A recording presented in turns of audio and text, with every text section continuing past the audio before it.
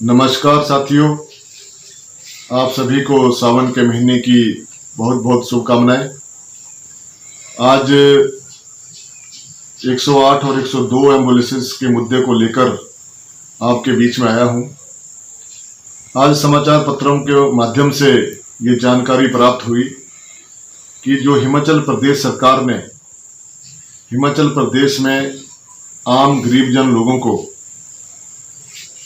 108 और 102 स्वास्थ्य सुविधाएं देने के लिए जो एम्बुलेंसेस पूरे प्रदेश के अंदर चला रखी थी, वो 30 जून को उनके जो टर्मिनेशन ऑर्डर हो गए, क्योंकि 30 जून 2020 तक जो इसका कॉन्ट्रैक्ट था वो समाप्त हो गया है। जैसा कि कंपनी के जो HR हैं राकेश नेगी जी, जो उनके हेड हैं, उनके द्वारा ये जानकारी समाचार पत्रों के माध्यम से पढ़ने को मिली है कि कंपनी के हेड ने अनेकों बार प्रदेश सरकार के समक्ष अपनी समस्याओं के बारे में बात रखी, लेकिन प्रदेश सरकार ने गंभीरता के साथ इसके ऊपर कोई भी तत्पर कार्रवाई नहीं की, जिसके कारण आज कंपनी ने लगभग 1200 के करीब 108 और 102 एम्बुलेंसेज जो प्रदेश के अंदर चल रही थी, उनके कर्मचारियों को टर्मिनेशन ऑर्डर थमा दिए। ये अपने आप में एक बहुत ही दुर्भाग्यपूर्ण घटना है।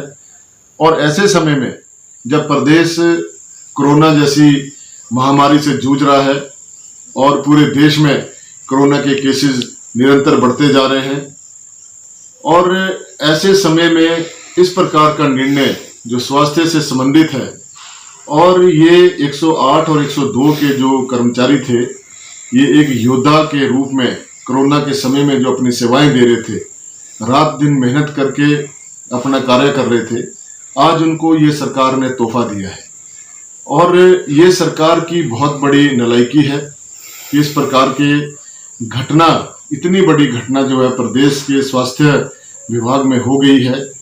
हम पहले से ही कह रहे हैं, कांग्रेस पार्टी पहले से ही कह रही है कि स्वास्थ्य विभाग में सब ठीक ठाक नहीं है, जबकि माननीय मुख्यमंत्री महोदय के हाथ में स्वास्थ्य विभाग की कमान है। उन्हें इसके बारे में गंभीरता से सोचना चाहिए था।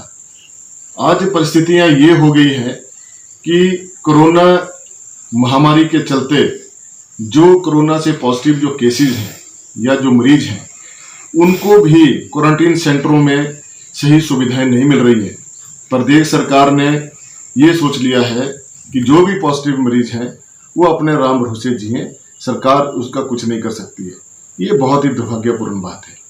और सरकार ये बताए कि ये जो 1200 कर्मचारी एक कंपनी ने एक झटके में निकाल के बाहर कर दिए, जो 5-5, 6-6 वर्षों से अपनी सेवाएं दे रहे थे, अब उनका भविष्य क्या रहेगा?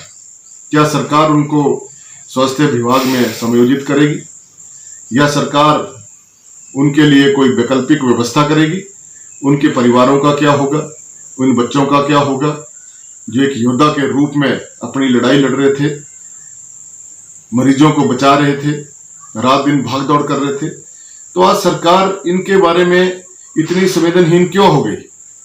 ये सरकार से हम पूछना चाहते हैं कि क्या इन बच्चों का कोई माई बाप नहीं है? क्या इनके भविष्य के बारे में सरकार को कोई चिंता नहीं है? और यही दर्शाता है कि सरकार जो है किसी भी प्रकार से कर्मचारियों को कोई लाभ नहीं देना चाहती है, जो आज कोरोना के महामारी में रात दिन अपनी सेवाएं दे रहे हैं। 1200 कर्मचारी निकाल दिए और सरकार जो है मूक दर्शक बनी बैठी है।